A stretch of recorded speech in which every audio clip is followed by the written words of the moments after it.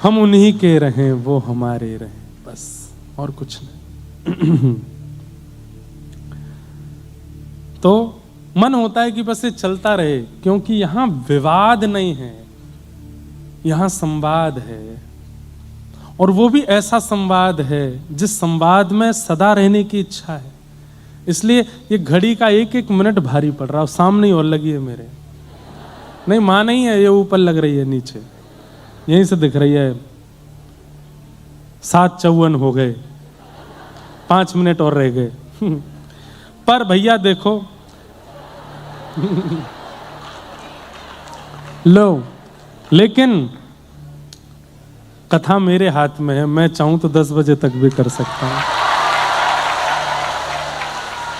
आपका उत्साह और मेरी इच्छा। अब देखो, इससे बड़ा प्रमाण क्या होगा कि भक्त के आगे समय भी हार जाएगा। लेकिन आज महात्मा है, पहला ही दिन है, एक ही दिन में सवरो रसनाएं पिलानो, नेक नेक करके देंगे ताकि रस की अपनी गरिमा बनी रहे। रसगुल्ला तभी अच्छा जब एक खाया गया हो। 4-5 एक साथ खिला दिए ना, तो बाकी के रसगुल्लाओं को देख के हीन भावना हो गई, तुम ही खाओ, मेरा मन नहीं, बस हो गया। तो ऐसी भावना, तो उसके लिए थोड़ा थोड़ा ही चखाया जाए, वही अच्छा है। परंतु बहुत दिन बाद आए ना, तो मन हो रहा है बस ये चलता रहे, ये भाव। सबरी कथा सुना दें जितनी याद है, जितने भक्त आकर के सामने कहते हैं हमारा विषय सुनाओ, हमारी बातें सुनाओ, हमारे भाव सुनाओ, ये संवाद अति उत्तम है। तो सबसे सुंदर क्या है? सत्कर्म सूचकूनूनम ज्ञान यज्ञ स्मृतो बुधई श्रीमद् भागवतालाप सतु गीतः सुकादिभिः।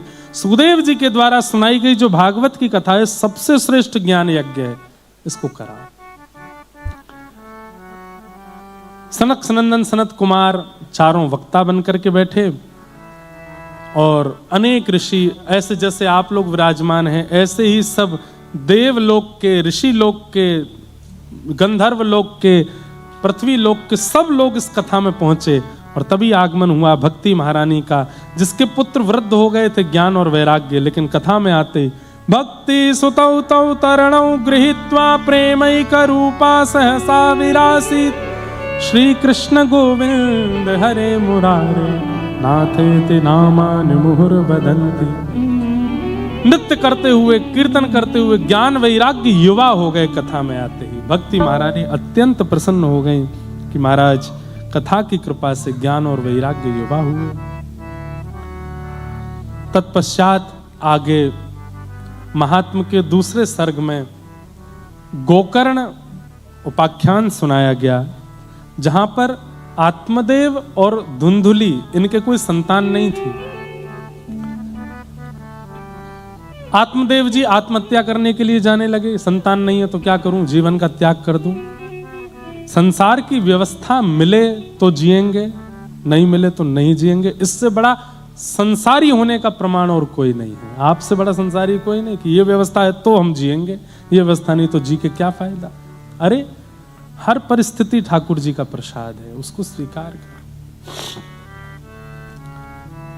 आत्मदेव जी प्राण त्यागने के लिए जाने लगे। क्यों? संतान नहीं है घर में, बालक नहीं हो रहे।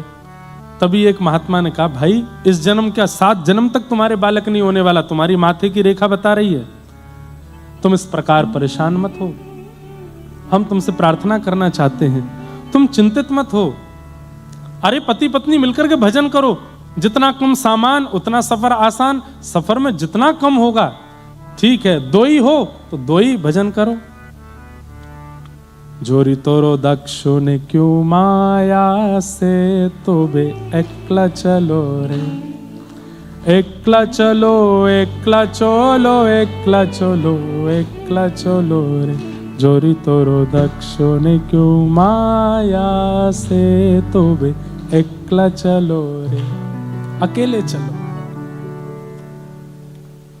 कहां पता नहीं, मैंने कहीं कथा में सुनाया था, शास्त्रीय बात है, सफर 4 लोगों को करना चाहिए। सफर में कम से कम, लंबे सफर में 4 लोग तो रखो, अकेले नहीं, मजा क्या आएगा उसमें।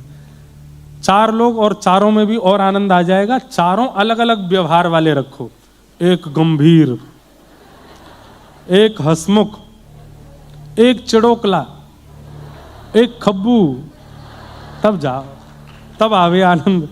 एक वो होना चाहिए जिसको हर 1 किलोमीटर में भूख लगी आती है, कुछ खिला दो, कहीं गाड़ी रोक दो, कुछ खाना है, और उसके से एक चिढ़ेगा, ये तेरे को कितना भी खिलाते रहो, तेरा पेट ही नहीं भरता, पेट है कि कुआं है, तुझको क्या खिला मुझे। एक शांत होना चाहिए, उससे कुछ भी कह लो वो हंसे ही जाता है, उससे कुछ भी कह दो, कितना भी कह दो बुरा नहीं मानता, ऐसा एक व्यक्ति होना चाहिए। और एक हंसमुख होना चाहिए, वो सबको हंसाता रहे, सबसे कहता रहे। तो सफर में कम से कम 4 लोग होने चाहिए, लंबा सफर अगर है तो, ज्यादा से ज्यादा तो जितने हो, पर कम से कम 4। भोजन में 3 लोग होने चाहिए, भोजन जब करने बैठो तो 3 लोग बैठो। तो 3 लोगों में क्या होता है कि आप खा रहे हो तो आप खाओगे, आपसे पहले एक खा के नमक कम है इसमें थोड़ा डालो, इसमें डाल लो, दूसरा क्या भोजन यार ठीक नहीं कुछ और मंगा लेते हैं, एक कुछ ना कुछ मंगाता रहेगा, एक कुछ ना कुछ करता रहेगा, 3 लोग करेंगे, थोड़ा भोजन में स्वाद आता है। अध्ययन में पढ़ाई करते समय 2 लोग होने चाहिए, आपस में बैठ करके पढ़ो। हाँ भाई सुन, तू इतना याद कर, मैं इतना करता हूं, फिर तू मुझसे सुनना, मैं तुझसे सुनूंगा, ठीक है, इतना इतना करते हैं। 2 लोगों में होना चाहिए, आपस में कंपटीशन करते हुए पढ़ रहे हैं। और भजन में अकेले, एकांत, वहां पर 2 की इच्छा नहीं। पति पत्नी भी हैं तो भी अलग अलग भजन करो, सेवा ठाकुर जी की संग करो, सेवा ठाकुर जी के साथ करो, बाकी सब कुछ, पर अपने कल्याण का भजन का जो मार्ग है, जहां पर नाम जप आ जाता है, जहां पर गुरु आज्ञा आदि सब भाव आ जाते हैं, वो उसको भी कहो तुम अपने आसन पर बैठ के अपने भाव से करो, हम अपने आसन पर अपने भाव से। भजन एकांत, भजन में 2 नहीं तो क्या होगा, भजन ही नहीं होगा, बातें ही होंगी। कितना हो गई माला, मैंने तो ज्यादा कर ली तुमसे, तो फिर वो विवाद बनेगा। तो सफर में 4 लोग, भोजन में 3 लोग, अध्ययन में 2 लोग, और भजन में अकेले लोग।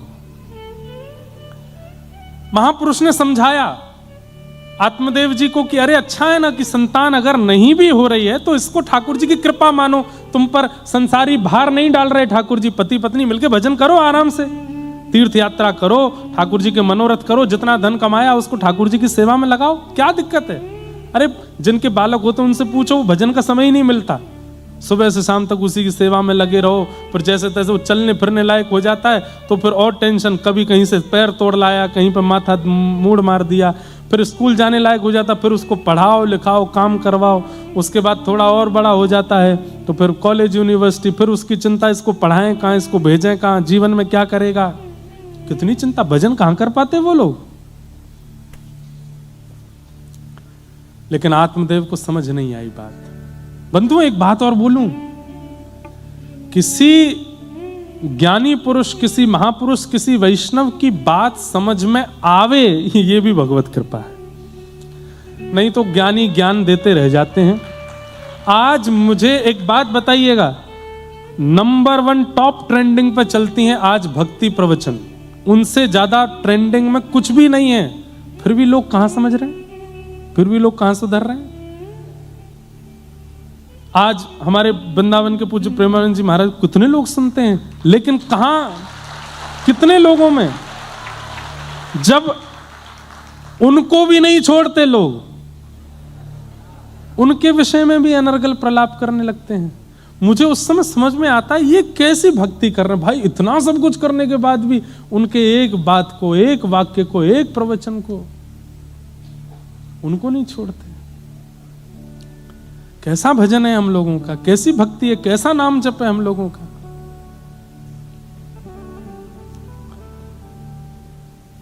तो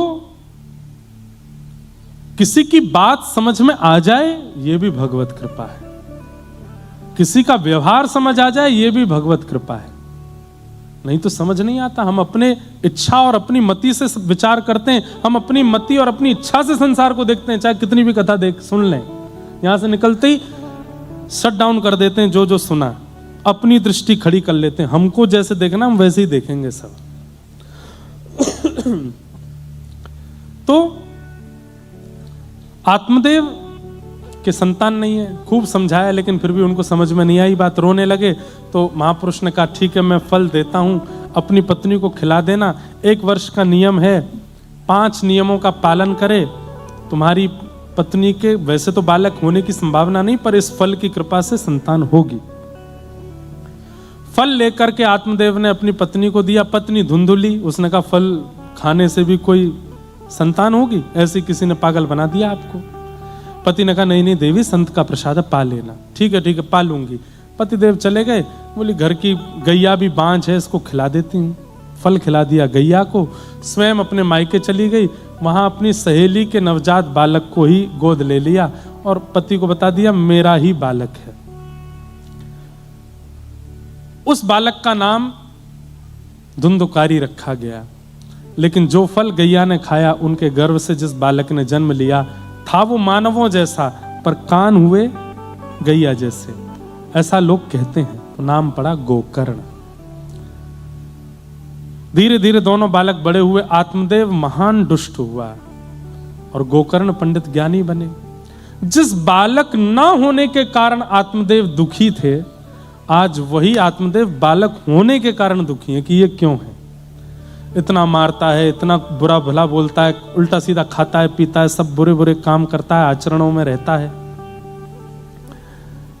सब प्रकार की भावना उसके प्रति दूषित हो गई। गोकर्ण जी महाराज पंडित ज्ञानी हो गए, घर छोड़ करके मां चली गई, उन्होंने प्राण त्याग दिए, पिता भी घर छोड़ के चले गए। तब आकर के गोकर्ण जी ने पिता को ज्ञान दिया, पिताजी आप किस लिए इतने दुखी हो रहे हैं। तब उन्होंने गोकर्ण गीता 2 श्लोकों में गीता सुनाई। ये 2 श्लोक सुन के कथा विश्राम। देहे स्थिमां सरुधिरे भीमतिम त्यजत्वं जाया सुता दिशु सदा ममतां विमुञ्च पश्यानिशं जगदिदं क्षणभङ्गुनिष्ठं वैराग्य रागरसिको भव भक्तिनिष्ठः। देहे स्थिमां सरुधिरे अभिमतिम त्यजत्वम। हमको लोग बाग कटघरे में खड़ा कर दें, स्वयं कहते हैं सब छोड़ो खुद ने कर लिया ब्याह। हमारी बात सुनो, अभी अभी एक पद गा रहे थे, उसमें एक पंक्ति थी, मोह माया की नदिया बही जा रही, मन की ममता को खींचे चली जा रही। फिर अगली पंक्ति क्या है, हम भंवर में रहें, हम चाहे घनघोर मोह माया के बीच में रहें या किनारे रहें, दोनों स्थितियों में हम उन्हीं के रहें, वो हमारे। आप तो जिस नगरी में रहते हैं इस नगरी का नाम माया है, माया नगरी। पर मुझे नहीं लगता इस समय इस सभागृह में किसी को भी माया स्पर्श कर रही होगी। माया से दूर नहीं भाग सकते आप, संसार माया है, उस माया के बीच में आपको रहना ही पड़ेगा। अगर आप गृहस्थाश्रमी हैं तो वो मोह माया आपकी छूट नहीं सकती, पर उस मोह माया का विशेष प्रभाव आपके ऊपर नहीं होना चाहिए। ठाकुर जी को ना भूल जाओ उसके चक्कर में, इसके लिए कहा जाता है। उसके बिना तो आप संसार में निर्वहन कर ही नहीं पाओगे। हम भंवर में रहें या किनारे रहें, हम उन्हीं के रहें, वो हमारे। लोगों ने सब कुछ अपने मन से दिखा दिया, जो भी हमारे नव जीवन में हुआ सब कुछ अपने मन से दिखाया। जिसको जो दिखाना था, महाराज जी क्या पहन के आए, महाराज जी कैसे बैठे, पंडाल कैसा था, मंच कैसा था, ये कैसा था। किसी ने भी एक बात नहीं दिखाई कि हर क्रिया में मेरे से आगे लाल जी चलते थे। किसी ने भी नहीं दिखाया। कैसे बदनाम होंगे महाराज जी, ऐसे होंगे। ये क्यों नहीं दिखाया कि जहां पर भी हम जा रहे थे हमसे आगे लाल जी चल रहे थे। जिस पोशाक को हमने धारण किया उसी पोशाक से लाल जी की पोशाक बनी है, वही पोशाक लाल जी धारण कर रहे थे हर जगह हर परिस्थिति में। और सुनिए, हमारी लगन से पहले लाल जी की लगन हुई थी, लाल जी का विवाह पक्का हुआ। फिर लोगों ने कहा जयपुर क्यों गए, हमारे वृंदावन के 3 प्रमुख ठाकुर जी जयपुर में हैं, गोविंद देव, गोपीनाथ, मदन मोहन। मदन मोहन जी करौली चले गए। जयपुर को जो लोग कथा सुनते हैं उनको पता होगा, मैंने कभी शहर माना ही नहीं। जयपुर मेरे लिए सदा से निज वृंदावन है। वहां पर ठाकुर जी स्वयं गोविंद देव जी आए। वृंदावन के सप्तनिधियों के प्रथम ठाकुर ने जयपुर को चुना। लाओ उनको भी कटघरे में खड़ा कर दो। क्यों गए आप जयपुर? भाई वृंदावन की स्थिति ऐसी है, आज एक महापुरुष अपने घर, अपने आश्रम से निकल के दूसरे स्थान पर जाते हैं तो चक्का जाम हो जाता है। यह स्थिति होती है कि आप एक जगह से दूसरी जगह जाना 1.5 घंटा लगता है। हमारे जीवन का नव प्रसंग यदि वृंदावन में होता तो भी लोग मुझे कटघरे में खड़ा करते, बोले पूरा वृंदावन चक्का जाम करवा दिया, सबको इतना परेशान कर दिया, एम्बुलेंसें खड़ी रहीं, लोगों को अटैक आ गए, कोई हॉस्पिटल नहीं पहुंच पाया, यहाँ ये हो गया, पुलिस प्रशासन फेल। तब भी लोग पीछे पड़ते। तब चुना कहाँ जाएं, वृंदावन से ज्यादा दूर भी ना हो और जहां प्रथम लाल विराजमान वहां चले जाए। वहां जाके कर लिया तो स्थान के पीछे पड़ गए। इस स्थान पे क्यों किया? अरे वो स्थान हमने नहीं चुना, किसी ने दिया, बोले हमारे यहां कर लो, तो भी दिक्कत हो गई। सबके उत्तर देने का मेरा बिल्कुल मन है नहीं, पर विचार आते रहते हैं तो लगता है कि ये तो इतना तो कर ही दूं स्पष्ट, इतना तो बता ही दूं। हर जगह लाल जी आगे चल रहे थे, हर जगह लाल जी प्रधान थे, किसी ने नहीं बताई ये बात। बस अपने तंज से जिसको जैसा कसना था कस लिया। अब बताने से क्या फायदा? अब तो चिड़िया चुग गई खेत, अब तो सब हो लिया जो होना था। पर ठीक है, लेकिन हम प्रार्थना करेंगे कि हमारे नवजीवन का जैसा प्रारंभ हुआ आपका ना हो, आप लोगों का सुखद हो, आपको लोग बधाई दें, आपको लोग शुभकामना दें, आपको लोग प्रशंसा रूप पर करके करें। व्यवहारिक रूप में, आंतरिक रूप में तो वैसा ही हो जैसा हमारे साथ हुआ, क्योंकि अंदर से तो हम बड़े प्रसन्न थे, हमारे लाल जी बहुत सुखी, बहुत प्रसन्न, बहुत आनंद में। पर संसार का जो प्रलाप था, ये किसी भी नव विवाहित को ऐसे ना सहना पड़े जैसा पिछले 10 दिनों में हुआ।